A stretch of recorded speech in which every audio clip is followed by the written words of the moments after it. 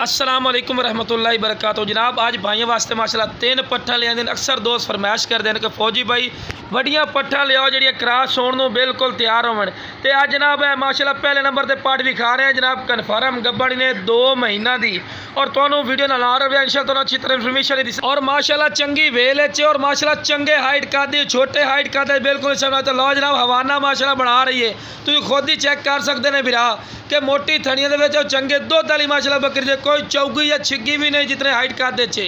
लो जनाब तुहानूं चेक करें फेस रिकॉर्ड बिल्कुल वाइट अख दे विच ने और खीरी पार्टी ने उम्र 10 तो 11 महीने कन्फर्म। तो लो जनाब टोर फेर के विखा रहे हैं, कोई लंगड़ी नहीं लूली नहीं माशाल्लाह सेहतमंद है और एक्टिव माशाल्लाह छलांगा मार दी हुई। तो लो जनाब इस तो बाद खट्टी मक्की चीनी प्योर मदरसा नस्ल दी माशाल्लाह बहुत ही जबरदस्त और क्वालिटी ली माशाल्लाह वेल चेक करो जनाब। आम पट्ठा की इतनी वेल नहीं होंगी माशाल्लाह जितनी इसकी वेल है।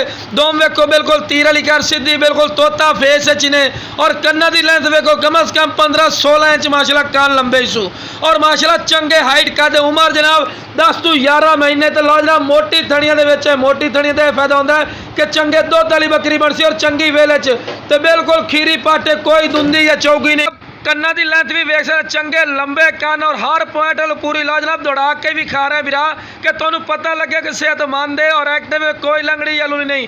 तो लो जनाब खूबसूरती की इंतहा हो गई जनाब, जितनी बंदा तरीफा करे फायदा नहीं जनाब। उम्र दी 10 महीने माशाल्लाह हाइट कद भी चेक करो और नस्ल ही चेक करो, हर पॉइंट हर गल वालू माशाल्लाह पूरी चीज़ है और ये चीज़ होंगी माशाल्लाह जी लख रुपये वाली बनती है और माशाल्लाह चंगी नस्ल वाली और चंगी क्वालिटी वाली माशाल्लाह चीज़ हर पॉइंट वाल पूरी।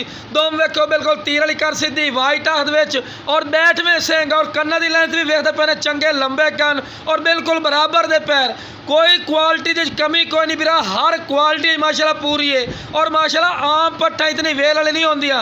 अगर मंडियां लगे जाए नाल दी पट्ठा तुहाडे कोल 32,000 35,000 रुपया मांग ले सन और जनाब तुहानूं गब्बण पट भी नाल मिल रही है और 2 पट्ठा वड्डियां मिल रही जिहड़े क्रॉस होण नूं बिल्कुल तैयार हैं पिया जनाब। और जिहड़ा भाई काल करसी बिल्कुल मुनासिब रेट हो सी कोई नजायज़ नहीं। तो लो जनाब भी खीरी पट ने और हर पॉइंट पूरी कोई पॉइंट की कमी कोई नहीं जनाब। और जिहड़ा भाई काल करसी इंशाल्लाह दी काल की कदर करसा है कोई 30,000 नहीं कोई 25,000 नहीं बिल्कुल मुनासिब और मुनासिब तरीन इंशाल्लाह रेट है जिहड़ा भाई काल